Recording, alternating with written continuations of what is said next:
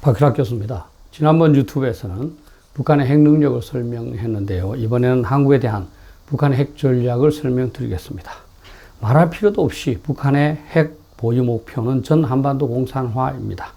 이게 북한의 당, 국가, 군사의 목표이고 핵무기도 당연히 이를 위한 필요성에 의하여 개발되었고 그러니 이러한 목적으로 활용되겠지요. 이전 유튜브에서 북한이 1950년대부터 핵무기 개발을 시작했다고 말씀드렸듯이 북한은 6.25 전쟁에서 실패한 무력적화 통일을 핵무기를 통하여 완결하겠다는 의도입니다.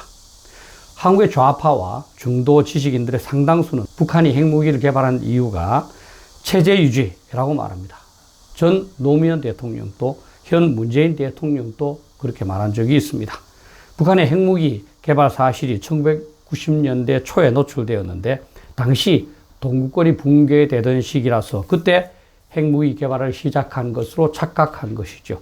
더구나 이들은 체제 유지라는 말을 사용하는데 이것은 북한이 말한 것이 아니라 이들이 만들어낸 말입니다. 북한은 미국의 적대시 정책 때문에 핵무기를 개발했다고 말하죠. 북한의 입장에서 왜 체제가 불안하다고 생각하겠습니까? 체제 유지는 한국의 좌파들이 북핵을 걱정하지 않아도 된다고 말하거나 북한의 핵무기 보유를 정당화해주기 위하여 만들어낸 말일 뿐입니다.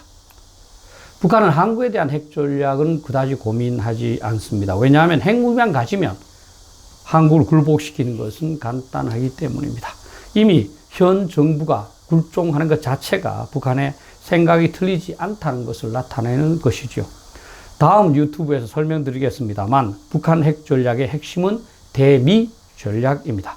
그럼에도 불구하고 핵 전략의 종착역은 한국의 병합이기 때문에 북한은 핵무기를 사용하거나 사용하겠다고 위협하여 그들 주도의 연방제 통일 방안을 한국에게 강요하거나 뜻대로 되지 않을 경우에는 재래식 군사로 공격한 후 한미연합군 또는 한국군의 반격을 억제하는 수단으로 핵무기를 사용할 가능성이 높습니다.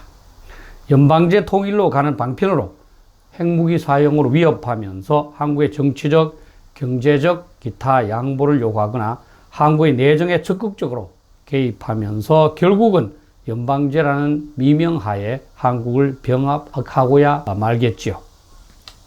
북한은 핵무기 사용으로 위협하면서 재래식 공격을 감행할 가능성도 낮지 않습니다. 북한은 재래식 전력에서 수적 우위를 유지하고 있고 공격의 시간, 장소, 방법을 선택할 수 있는 이점이 있기 때문입니다. 북한이 재래식 전력으로 속전속결을 추구하면서 서울을 집중적으로 공격하여 점령한 후 미군이나 한국군에게 반격할 경우 핵무기를 사용하겠다고 위협하면 한미연합군은 반격하기가 어렵습니다. 북한이 한국의 주요 도시에 대하여 선제적으로도 핵무기를 사용할 수 있습니다. 주요 도시에 핵무기를 투하하여 한국을 극심한 혼란과 공황 상태에 빠뜨리면 큰 어려움 없이 남한 전체를 석권할 수 있다고 판단할 수 있죠. 전쟁을 발발하는 것 자체가 불법적인 것인데 핵무기 사용을 망설일 필요는 없지요. 김정은은 집권 후 소위 7.1 전쟁 계획을 만들었는데 핵심 내용은 핵무기를 사용하여 7일 만에 남한을 점령한다는 계획입니다. 김정은은 2002년부터 2007년까지 김일성 군사종합대학을 다녔고 당시에 미사일을 포함한 포병 분야에 관한 논문을 썼을 정도로 군사 및 핵 미사일에 상당한 지식을 갖고 있습니다.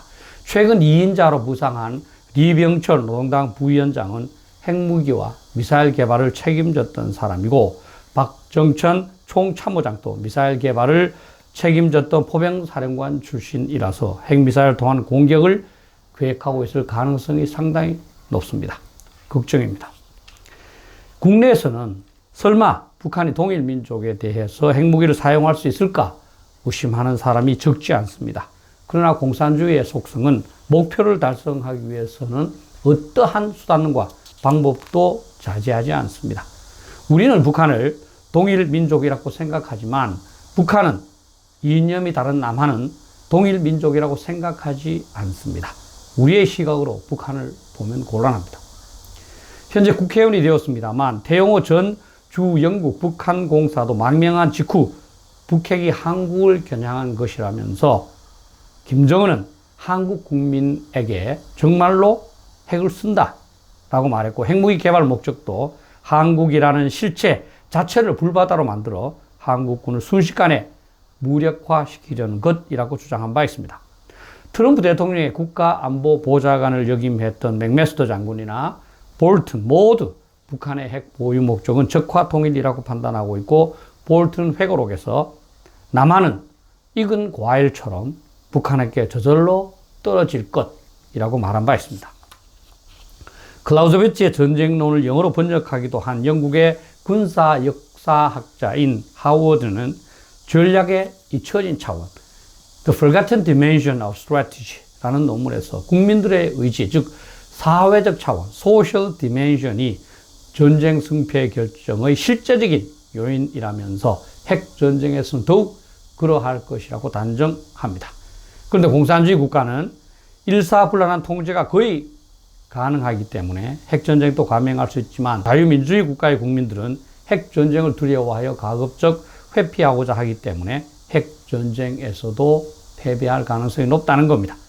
북한은 손쉽게 핵무기 사용 결정을 내릴 수 있습니다. 그러나 우리 국민들이 핵전쟁에 대비하도록 하는 것은 매우 어렵습니다. 그렇기 때문에 북한에 대한 현 정부의 굴종적 정책도 지지하는 국민들이 많은 겁니다.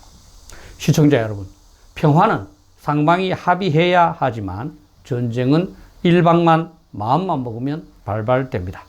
우리가 아무리 핵전쟁을 회피하고자 해도 북한이 핵 공격을 가하면 항복하지 않으면 맞서 싸울 수밖에 없습니다. 그러면 전쟁이 됩니다. 북한이 단순히 과시용이나 관상용으로 핵무기를 만들었겠습니까? 저렇게 국제사회의 심각한 경제적 압박과 핍박을 받으면서도 핵무기를 지속적으로 개발하는 것은 그것으로 얻을 수 있는 결정적인 전리품이 있기 때문 아니겠습니까? 여러분이 김정은이라면 핵무기를 사용해서 남한을 병합하고 싶은 생각이 들지 않겠습니까?